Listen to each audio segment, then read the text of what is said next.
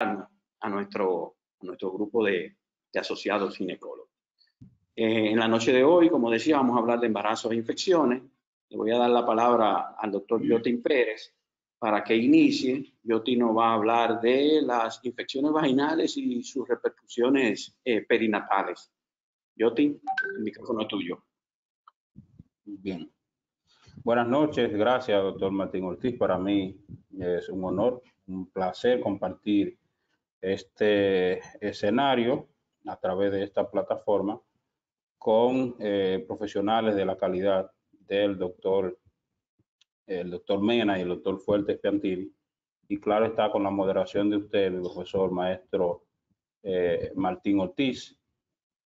Quiero también agradecer a mi Sociedad Dominicana de Obstetricia y Ginecología, al presidente de dicha sociedad, doctor Jorge Vargas, doctor Roberto Nina, César López, usted mismo, doctor Ortiz, por brindando la oportunidad a esta camada, ¿no?, de médicos jóvenes, de una nueva generación y que nos han permitido hacer parte con nuestra sociedad en actividades como esta de punto de vista académico, científico. Vamos a hablar de infecciones vaginales y el embarazo, este seminario web que es de infecciones en el embarazo, pero a mí me corresponde la parte de infecciones vaginales en el embarazo. La vagina de por sí, como órgano principal en la expresión de las manifestaciones clínicas de las infecciones vaginales, no solamente en el embarazo, en toda mujer, tiene una microbiota normal, un medio ambiente normal y que está habitado por muchos microorganismos y que de una forma fisiológica están de manera pasiva y que no representan ningún problema, ningún tipo de infección o ninguna noción patológica para la mujer. Ese medio ambiente vaginal va a estar habitado en una mujer normal, en una mujer sana, por muchos microorganismos, dentro de los cuales podemos encontrar lactobacilos, estreptococos, gardnerella, klebsiella, clostridium, bacteroides, es decir, una amplia gama de microorganismos que dentro de su estado normal, de su hábitat normal, la vagina forma parte. Las infecciones cérvico-vaginales de por sí representa la principal causa de consulta ginecológica a nivel mundial, pero también representa el principal motivo de consulta prenatal fuera de los chequeos prenatales habituales y generalmente son infecciones que se detectan o se pudieran detectar en el primer nivel de atención en un sistema sanitario como el nuestro. La Candida albicans se representa de un 10 a un 25% en la incidencia de estas infecciones cérvico-vaginales, al igual que la vaginosis bacteriana, que representaría de un 20 a un 45%. Ese ecosistema vaginal está comandado, es decir, está dominado por la producción de ácido láctico. El lactobacilo es ese componente que se encarga de mantener un estado pasivo los microorganismos que vimos en la diapositiva anterior, de tanto que funcionan como una barrera protectora para evitar la propagación de estos microorganismos y producir una infección en el tracto genital superior. Claro está, así como funciona como barrera protectora en mujeres no gestantes, en la mujer embarazada va a funcionar como una barrera protectora para la prosecución de infecciones, pero también como una barrera protectora para una infección al feto.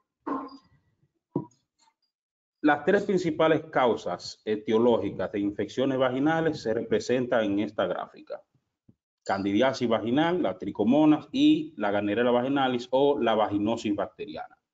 ¿Qué pasa con la Candida albicans? La Candida albicans nos pudiera dar una vaginitis, ya que habita normalmente en la vagina y por lo tanto un desequilibrio en el pH vaginal y una disminución en el lactobacilo pudiera hacer que prolifere la cándida, principalmente la Candida albicans, y nos dé una sintomatología característica que nos pudiera hacer pensar en un diagnóstico. Es bien sabido que en medicina para implementar un tratamiento eficaz o pertinente o de manera ética, por decirlo así, necesitamos establecer un diagnóstico definitivo. El diagnóstico definitivo de una infección vaginal lo representa o se realiza por cultivo de secreción vaginal. Ahora bien, las características clínicas de estas tres entidades son básicamente tan propias de cada una, valga la redundancia, que nos permite aplicar un tratamiento dependiendo del tipo de síntomas y basándonos en la característica de la secreción vaginal de cada una de ellas. En la candidiasis encontraremos una disminución en el pH, pero clínicamente encontraremos una leucorrea, un flujo vaginal blanco, grumoso, tipo leche cortada, la refieren los textos, que pudiera producir prurito, eritema vulvar y pudiera a examen microscópico presentarse o permitir la presencia o la visualización de hifas. En la tricomoniasis encontraremos una leucorrea amarillo, verdosa, espumosa. Presente también pudiera estar el eritema vulvovaginal y el prurito, en tanto que en la vaginosis bacteriana, aquí la leucorrea o la característica de ese flujo vaginal sería grisáceo, homogéneo, el test de amina pudiera estar positivo, tiene un olor característico a olor a pescado podrido, como bien lo mencionan cuando se habla de la sintomatología de este tipo de infección. El diagnóstico lo podemos hacer por clínica, va a ser un poco controversial, pero para eso existen o se crearon lo que se llaman métodos de AMSET. Los métodos de AMSET son criterios para el diagnóstico que comprenderán la valoración microscópica de una preparación en fresco de la secreción vaginal, la medición del pH vaginal y una liberación de aminas volátiles producida por el metabolismo aeróbio. Lo que hace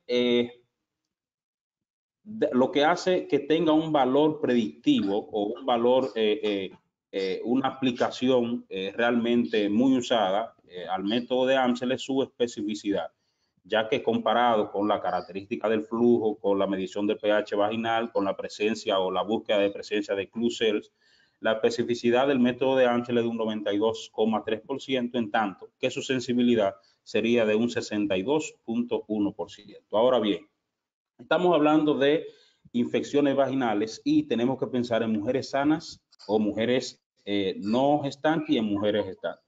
¿Pudiera ser el embarazo un factor predisponente a infecciones vaginales? La evidencia muestra que sí. Y no solamente nos vamos a basar en la evidencia, sino que en la práctica, todos nosotros, la mayoría, todos los ginecólogos vemos infecciones vaginales y vemos cómo hay una predisposición o un aumento en ese flujo vaginal que pudiera dar al traste con infecciones vaginales cuando una mujer está embarazada. Recordemos que en el embarazo hay cambios funcionales y hormonales, hay cierta depresión del sistema inmunológico, donde existe esa labilidad de la mujer que pudiera así representarnos un factor predisponente para la proliferación de infecciones vaginales. Importante el buen estado materno, la aplicación de sus vitaminas prenatales, sus controles prenatales eficaces o eficientes, el buen estado, la buena alimentación de la madre y ciertos cuidados que la madre pudiera tener o la embarazada pudiera tener para tratar de evitar la proliferación de infecciones. Este estudio nos habla a favor de que los cambios que el embarazo predispone a ciertos cambios que pudieran dar al traste con infecciones y vemos como la vaginosis bacteriana aumenta el riesgo de sepsis posaborto, de aborto temprano, aborto recurrente, infecciones posparto, por cesárea o posaborto.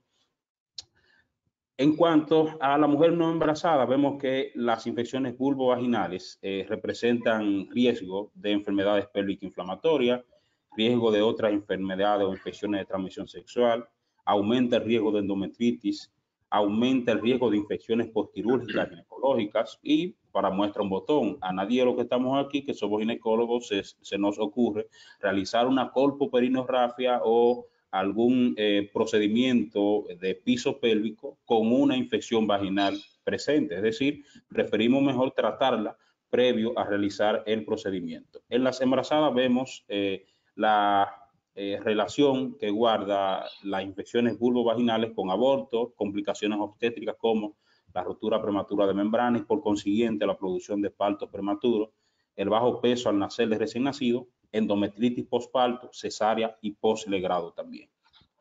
La candidiasis vaginal es la infección endógena más frecuente y que a menudo sufre un sobrediagnóstico.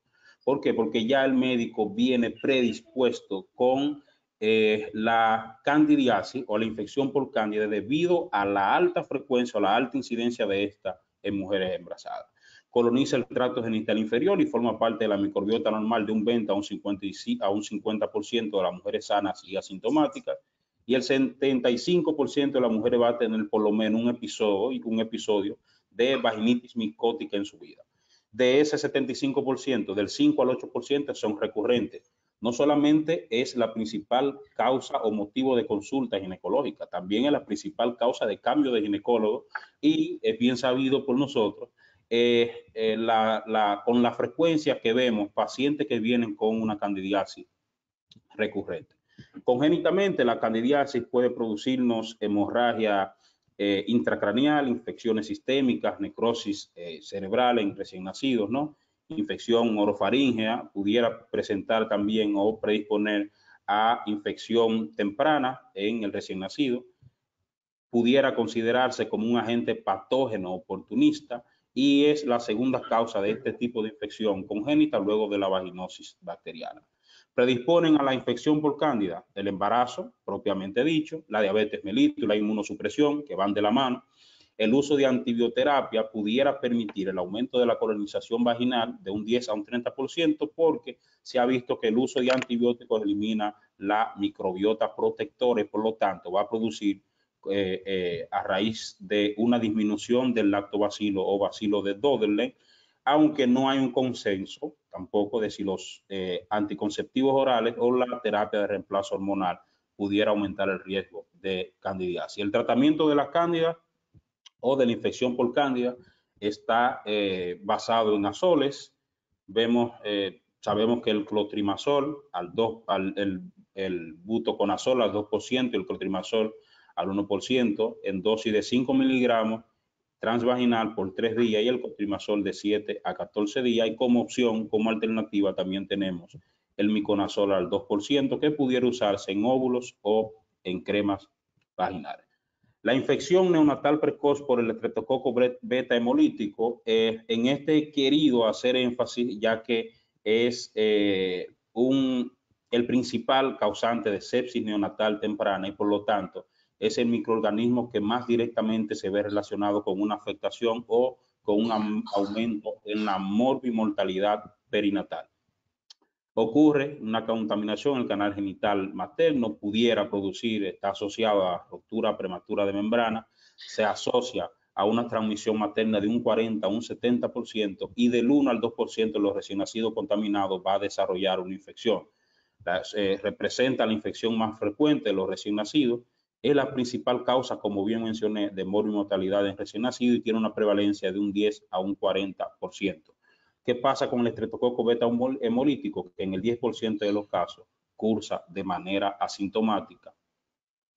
Generalmente, el estreptococo beta hemolítico, la detección o el tamizaje para debería formar parte de un programa nacional de control prenatal o de salud en embarazada, y que permitiera identificar en esta población de manera protocolizada, ¿no?, la infección por estreptococo beta hemolítico, y de esa manera pudiéramos reducir la enfermedad en el recién nacido. Generalmente no requiere tratamiento en caso de que la paciente tenga una cesárea programada sin rotura prematura de membrana, y el tratamiento, sea rotura prematura de membrana o con inicio de trabajo de parto, ahí sí se pudiera hacer una profilaxis antibiótica, recomendadamente en 4 horas previo al desembarazo. Dentro de las complicaciones maternas del estreptococo beta hemolítico está la endometritis, pudiera ser causa de abscesos pélvicos, también está asociado a infección del tracto urinario, y que pudiera cursar de manera asintomática. Y mencionamos lo que es la bacteriuria asintomática, donde hemos visto una relación entre esta y el estreptococo beta hemolítico. Por eso la señalización de infección y asintomática. Es también un factor predisponente para corioamnionitis. Está asociado, o es el microorganismo que más se asocia a la sepsis puerperal o a sepsis neonatal temprana, pero también se ve que predispone a la sepsis puerperal, produce neumonía y generalmente desarrolla este cuadro en un 48 horas del posparto. Debemos tener en cuenta la detección de la colonización vaginal asintomática por el estreptococo, que debe realizarse entre las 34 a 38 semanas de gestación, porque recuerden que un alto porcentaje cursa de manera asintomática. Se detecta o se indica una detección o un cultivo para estreptococo, que en una presentación nos preguntaban que de qué manera se tomaba, porque existe la confusión de si la prueba para estreptococo se realiza de manera como se realiza un cultivo habitual, y no, la prueba es diferente. Aquí se va a detectar entonces la detección de vaginosis bacteriana en embarazo, generalmente con antecedente de parto pretérmino. Deberíamos tener en cuenta e identificar el micoplasma vaginal y tratar la vaginosis bacteriana, e identificar una ITS con tratamiento de la paciente y, claro, tratar a su pareja o tratar de recomendar el uso de preservativos en su pareja y búsqueda de una relación entre la infección existente y la pareja de la mujer. Tenemos que mencionar, para terminar, que las infecciones vulvovaginales son una causa predisponente que afectan, que están directamente, así mismo como son frecuentes, esa frecuencia está directamente relacionada o es directamente proporcional a la morbimortalidad materna y perinatal. El uso de metronidazol está indicado en los casos de vaginosis bacteriana. Se ha visto que el metronidazol no representa ningún riesgo o el nivel de seguridad es aceptado, es adecuado para usarlo en mujeres embarazadas, al igual que los azoles que mencionamos. El hecho de detectar el estreptococo beta hemolítico, importante, debería formar parte de una práctica habitual en nuestros chequeos prenatales, y de esa manera pudiéramos evitar ciertas morbilidades o ciertas entidades que nos complicarían tanto el embarazo, pero que también irían a reducir la mortalidad perinatal. Muchas gracias. Bien, gracias, Joti. Buenas noches nuevamente. Vamos a seguir con el doctor Juan Fuerte Piantini, que nos va a hablar de las infecciones genitourinarias, sobre todo urinarias, en las embarazadas, que es un gran dolor de cabeza de los ginecólogos por las grandes complicaciones que tenemos con nuestra paciente. Doctor Fuerte Piantini, por favor. Al igual que yo, Tim, doy muchas las gracias por la invitación y por permitirme formar parte de la directiva también de la sociedad. Es un honor realmente para mí estar junto a mis profesores y compañeros también. Bueno, dándole las gracias y pasando de una vez al tema, como dijo el doctor, las infecciones de vías urinarias en el embarazo son realmente